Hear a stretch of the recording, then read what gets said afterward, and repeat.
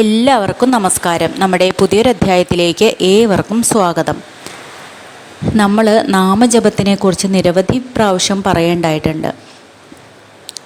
എങ്കിലും പലർക്കും സംശയമാണ്. പലരും ചോദിച്ചു കേട്ടിട്ടുണ്ട്, പറഞ്ഞു കേട്ടിട്ടുണ്ട്.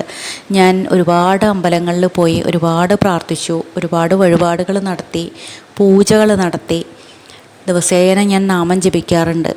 പക്ഷേ എൻ്റെ കാര്യങ്ങളൊന്നും തന്നെ അങ്ങോട്ട് ശരിയാവണില്ല. എന്തുകൊണ്ടാണെന്ന് വെച്ചാൽ നമ്മൾ ഈ പറഞ്ഞ കാര്യങ്ങളൊക്കെ നമ്മൾ ചെയ്യുന്നുണ്ടാവും. പക്ഷേ ഈ ചെയ്യുന്ന ഓരോ സമയത്തും നമ്മുടെ ഉള്ളിലുണ്ടാവുന്നത് നമുക്ക് എന്ത് ആണ് ആവശ്യം, ആ ആവശ്യത്തെക്കുറിച്ച് മാത്രമായിരിക്കും. അതായത് എനിക്കതില്ലല്ലോ, എനിക്ക് എന്താ തരാത്തത്, എന്താ കിട്ടാത്തത്, അല്ലെങ്കിൽ എനിക്ക് ഇത്ര കഷ്ടപ്പാടാണല്ലോ, ഇത് വിചാരിച്ചും കൊണ്ടാണ് ഞാൻ നാമം ജപിച്ചു കഴിഞ്ഞാൽ എനിക്കിത് കിട്ടും, ഞാൻ നാമം ജപിച്ചു കഴിഞ്ഞാൽ ഇത് കിട്ടും. മനസ്സിലെപ്പോഴും ആ നെഗറ്റീവായിട്ടുള്ള കാര്യങ്ങൾ മാത്രമാണ് നിൽക്കുന്നത്. നമ്മുടെ വിചാരങ്ങൾ ഭഗവാനിലേക്കല്ല പോണത്, നമ്മുടെ ഉള്ളിലുള്ള ചിന്തകളിലേക്കാണ് നമ്മുടെ ചിന്തകൾ പോണത്. അപ്പോൾ ഈ ചിന്തകളെ നമ്മൾ നിയന്ത്രിക്കാൻ നന്നായിട്ട് ശ്രമിക്കുക. പ്രത്യേകിച്ചും ഓരോരുത്തരും നെഗറ്റീവ് ചിന്ത ഭയങ്കരമായിട്ട് കൂടി വരികയാണ്. ഓരോ കാര്യത്തെക്കുറിച്ച് നമുക്ക് ഭയങ്കര സംശയമാണ്. എനിക്കത് നടക്കാൻ പറ്റുമോ, ഇത് ചെയ്യാൻ പറ്റുമോ, ഞാൻ ഈ വഴിപാട് കഴിച്ചാൽ അതെനിക്ക് കിട്ടുമോ, നൂറ് സംശയങ്ങളാണ്. സംശയത്തോടു കൂടി ഒന്നും ചെയ്യരുത്. ഭഗവാനെ മനസ്സിൽ ധ്യാനിച്ചുകൊണ്ട് കുറച്ച് സമയം കണ്ണടച്ച് ഭഗവാന്റെ ആ രൂപം മനസ്സിലാവും. ഉണ്ണിക്കണ്ണൻ്റെ രൂപം ഒന്ന് ആലോചിച്ചുകൊണ്ട് നാരായണ ജപിച്ച് നോക്കൂ. നിങ്ങൾക്ക് എത്രമാത്രം അത് അലിഞ്ഞ് ജപിക്കാൻ സാധിക്കുന്നു അത്രയും മതി. എണ്ണം തികയ്ക്കാൻ വേണ്ടി ജപിക്കണ്ട. 1008 കഴിഞ്ഞിട്ടേ ഞാൻ നീക്കുള്ളൂ എന്നൊന്നും വിചാരിക്കണ്ട. നമുക്ക് ആ ഭഗവാന്റെ രൂപം കണ്ടുകൊണ്ട് എത്ര നേരം ജപിക്കാൻ പറ്റുമോ അത്ര നേരം ജപിച്ചാൽ മതി. അതിലർപ്പിച്ചുകൊണ്ട് ജപിക്കുക. മനസ്സിൽ ചീത്ത വിചാരങ്ങളൊക്കെ മാറ്റി വെച്ചിട്ട് നമുക്ക് ഓരോരുത്തർക്കും, മനുഷ്യരാണ് നമ്മൾ, സാധാരണ ആൾക്കാരാണ്, എല്ലാവർക്കും എല്ലാ സമയത്തും ഒരേപോലെ ഇരിക്കാനൊന്നും പറ്റിയെന്ന് വരില്ല. നമുക്കും വിഷമങ്ങൾ, സങ്കടങ്ങളൊക്കെ ഉണ്ടാവും.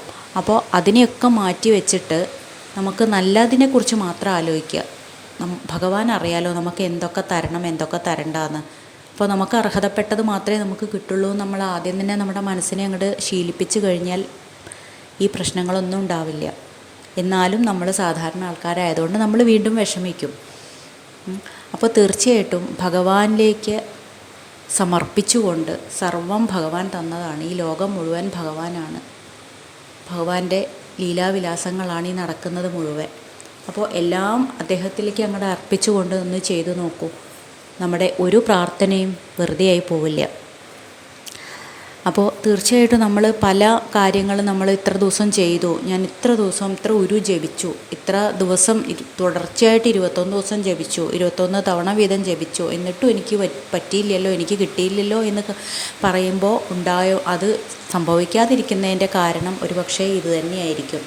അപ്പോൾ തീർച്ചയായിട്ടും നമ്മൾ നിരന്തരം ഭഗവാനെ സ്മരിച്ചുകൊണ്ടേയിരിക്കുക. മനസ്സിൽ ഭഗവാൻ മാത്രമാവട്ടെ ഓരോരുത്തരുടെ മനസ്സിലും. കാരണം ഭഗവാനാണ് നമ്മളെ കൊണ്ട് എല്ലാം ചെയ്യിപ്പിക്കുന്നത്. ഞാനിപ്പോൾ എനിക്ക് നിങ്ങളെയോ നിങ്ങൾക്ക് എന്നെയോ അറിയില്ല, എങ്കിലും ഞാൻ സംസാരിക്കുന്നു, അത് കേൾക്കാൻ കുറച്ച് പേരെങ്കിലും ഉണ്ട്. ആ കേൾപ്പിക്കുന്നത് ഭഗവാനാണ്, എന്നെക്കൊണ്ട് പറയിക്കുന്നതും ഭഗവാനാണ്. അപ്പോൾ തീർച്ചയായിട്ടും എല്ലാം തമ്മിൽ ബന്ധപ്പെട്ട് കിടക്കുന്ന ആൾക്കാരാണ്, സാഹചര്യങ്ങളാണ്, വസ്തുക്കളാണ്. എല്ലാത്തിലും ഭഗവാന്റെ അംശമുള്ളവരാണ്, എല്ലാവരിലും ഭഗവാനുണ്ട്. അതുകൊണ്ടാണല്ലോ നമ്മൾ ഓരോരുത്തരും പരസ്പരം ഏതെങ്കിലുമൊക്കെ തരത്തിൽ പരസ്പരം ബന്ധപ്പെട്ട് കിടക്കുന്നത്. അപ്പോൾ തീർച്ചയായിട്ടും നമ്മുടെ ഉള്ളിലെ ചീത്തകളെയൊക്കെ നമുക്ക് മാറ്റിവെക്കാം. ഏറ്റവും നല്ല കാര്യങ്ങൾ മാത്രം നമുക്ക് സംസാരിക്കാം. ഏറ്റവും നല്ലത് മാത്രം മനസ്സിലെപ്പോഴും കൊണ്ടു നടക്കാം.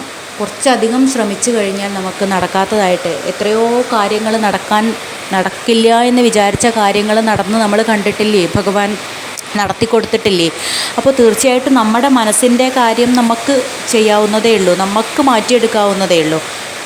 മുഴുവനായിട്ട് നമ്മൾ ഭഗവാനെ സമർപ്പിച്ചുകൊണ്ട് നമ്മളെ നാമജപം തുടർച്ചയായിട്ട് മുന്നോട്ട് കൊണ്ടുപോവുക.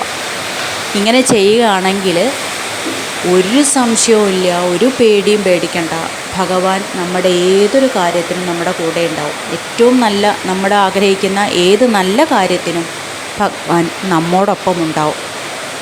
സർവേശ്വരൻ എല്ലാവരെയും അനുഗ്രഹിക്കട്ടെ, എല്ലാവരുടെ ആഗ്രഹങ്ങളും നടത്തി തരട്ടെ, എല്ലാവർക്കും നല്ലത് മാത്രം ചിന്തിക്കാനും പറയാനും പ്രവർത്തിക്കാനും തോന്നട്ടെ. ഭഗവാന്റെ അനുഗ്രഹം എല്ലാവരിലും ഉണ്ടാവട്ടെ എന്ന് ആത്മാർത്ഥമായിട്ട് പ്രാർത്ഥിച്ചുകൊണ്ട് മറ്റൊരു വിഷയവുമായി വീണ്ടും കാണാം. എല്ലാവർക്കും നന്ദി, നമസ്കാരം.